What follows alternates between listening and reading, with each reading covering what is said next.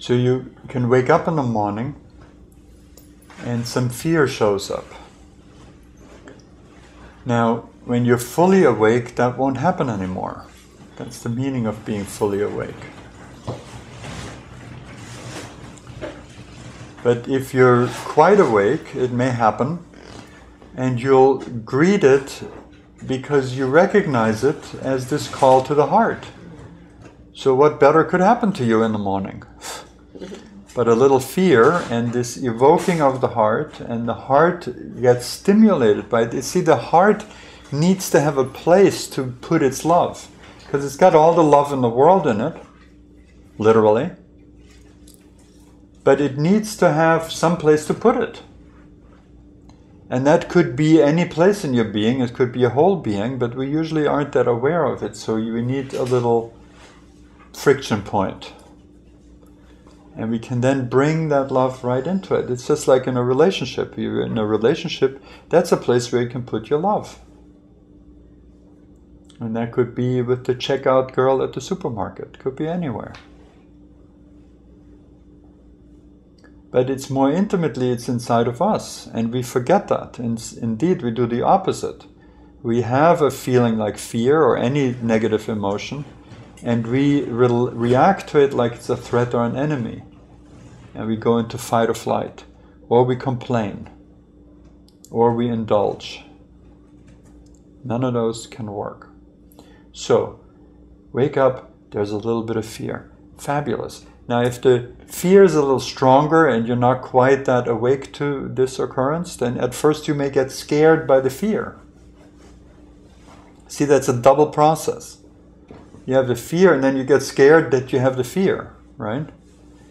Now, you can leave the fear there and remember what we're doing here. Remember heart sourcing. So then the fear of the fear may just dissipate pretty quickly. The original fear may still be there because it may have something attached to it like money or relationship or the past or the future or something like that. So that's still there.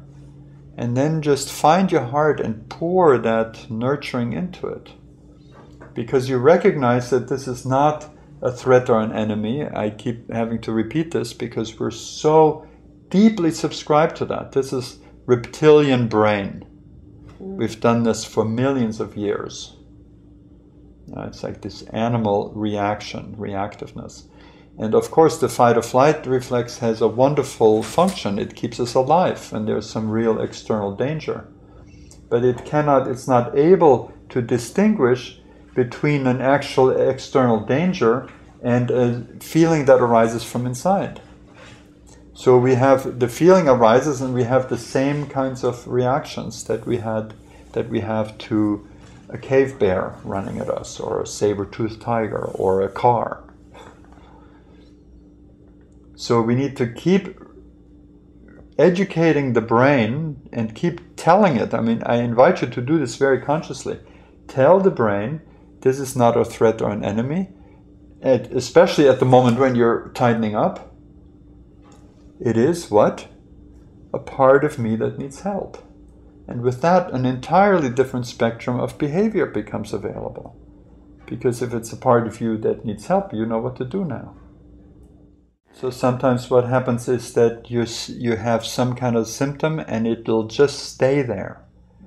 And then the mind is, usually saying, oh, it's not working. And whoops, you just went back to fight or flight. Mm-hmm. We're not here to get rid of this. We're here to heal it. And if that takes 3 months of daily practice of sending love there, so be it. Then you could count yourself lucky because you're actually dealing with a very deep-seated fear.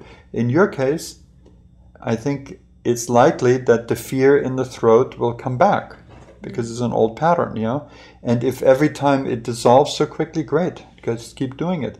And your sensitivity will heighten, and you may notice more subtle layers of that fear that you don't even notice now.